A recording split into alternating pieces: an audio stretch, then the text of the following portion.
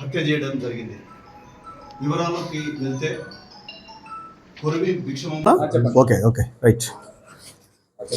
Right తేదీ 21/10/2025 రోజు మధ్యాహ్నం 2:30 గంటలకు కొరివి భిక్షమమ్మ అనే మహిళను అతని కుటుంబ సభ్యులు, భర్త మరియు 2 కొడుకులు, తర్వాత వాళ్ళ భర్త యొక్క అన్న కొడుకైన మహేష్, తర్వాత మహేష్ యొక్క ఫ్రెండ్స్ ఎవరైతే ఉన్నారో జనార్దన్, తర్వాత వంశీ, వీళ్ళందరూ కూడా ఒక పథకం ప్రకారం ఈ భిక్షమమ్మ అనే మహిళ గ్రామంలో ఆమె యొక్క ప్రవర్తన బాగలేదు, అదేవిధంగా వేరే వ్యక్తులతోటి అక్రమ సంబంధం ఉన్నదనే నెపం ఆమె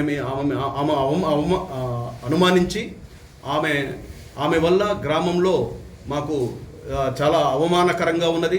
అదేవిధంగా తన చిన్న కొడుకైన ప్రవీణ్ యొక్క ఆయనకు ఏదైనా పెళ్లి సంబంధం విషయంలో కూడా ఆమెకు సరైన సంబంధాలు రావట్లేదు అనే ఉద్దేశంతో ఈమెను ఎలాగైనా అడ్డు తొలగించాలి అనే ఉద్దేశంతో పథకం ప్రకారం ఆమెను మోతే గ్రామంలో తన సొంత ఊరైన అక్కడి నుంచి ఆమెను పిలిపించడం జరిగింది. పిలిపించి ఒక ప్లాన్ ప్రకారం ఆమెతో మాట్లాడినట్టుగా వ్యవహరించి ఆమె తిరిగి మళ్ళీ ఇంటికి వెళ్ళే మార్గంలో అదే గ్రామంలో వెళుతుండగా అదే ఎవరైతే మహేష్ మరియు వంశీ వీళ్ళ ఇద్దరు కూడా ఆమె మీద కత్తులతోటి దాడి చేసి విచక్షణ రహితంగా మెడ మీద మరియు ఇతర శరీర భాగాల మీద దాడి చేయడం వల్ల తీవ్ర రక్తస్రావం జరిగి ఆమె అక్కడికక్కడే మరణించడం జరిగింది. ఇందులో భర్త మరియు 2 కొడుకులు మరియు భర్త అన్న యొక్క కొడుకు మహేష్ వీళ్ళు కీలకంగా వ్యవహరించడం జరిగింది. వీళ్లకు వాళ్ళ భర్త యొక్క మన స్నేహితులైన 2 జనార్దన్ మరియు వంశీ వీళ్ళు వాళ్ళకు తోడ్పాటు చేయడం, వాళ్ళకు కారు మరియు ఇతర సౌకర్యాలు వాళ్ళకు అరేంజ్ చేయడం జరిగింది. ఇందులో కీలకంగా వ్యవహరించిన వాళ్ళందరినీ కూడా అరెస్ట్ చేయడం జరిగింది. ఇందులో మహేష్ అనే వ్యక్తి ఇతను ప్రస్తుతం పరాల్లో ఉన్నాడు. అతన్ని కూడా అతి తొందరలో అరెస్ట్ చేసి కోర్టు ముందు హాజరుపరచడం జరుగుతుంది. ఇప్పుడు అరెస్ట్ చేసిన వ్యక్తుల్ని మొత్తం కూడా ఇప్పుడు తదుపరి విచారణ గురించి కోర్టులో హాజరుపరచడం జరుగుతుంది.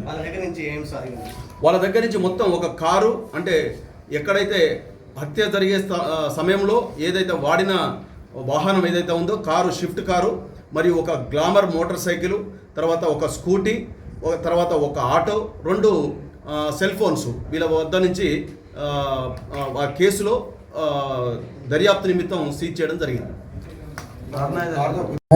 ఎస్, అంటే దీంట్లో ఏంటంటే ఈ వంశీ అనే వ్యక్తి మరియు జనార్దన్ అనే వ్యక్తి ఇద్దరు ఆ కారులో వెళ్తూ ఆమె కనబడగానే ఆమెను అదే కారుతో ఆమెను అడ్డగించిన తర్వాత ఆగిన తర్వాత ఆమె ఎవరైతే మహేష్ ముఖ్యమైన వ్యక్తి ఉన్నాడో అతను దిగి అతను కత్తితోటి దాడి చేయడం జరిగింది. ఆమె కింద పడిన తర్వాత మళ్ళీ మిగతా వ్యక్తులు కూడా ఆమెను కత్తితో దాడి చేసి ఆమెను హత్య చేయడం జరిగింది. సేమ్ అందరు కూడా వాళ్ళు కొరివి అదే కొరివి భిక్షమమ్మ మృతురాలు ఒక ఆమె భర్తతోటి భిక్షమయ్యతోటి కొద్దిగా మనస్పర్ధలు ఉన్నాయి. ఆమె మనస్పర్ధల కారణంగా గత 2 సంవత్సరాల నుంచి ఆమె తల్లిగారు మన మోతే గ్రామంలో వాళ్ళు ఉంటుంది. అక్కడ ఉండగా ఈమెను హత్య చేయాలనే ఉద్దేశంతో ఒక పథకం ప్రకారం పిలిచి ఆమెను హత్య గావించడం జరిగింది. తెలియలేదు, అది తదుపరి విచారణలో ఏదైనా ఉంటే విచారణ నిమిత్తం తీసుకోవడం జరుగుతుంది.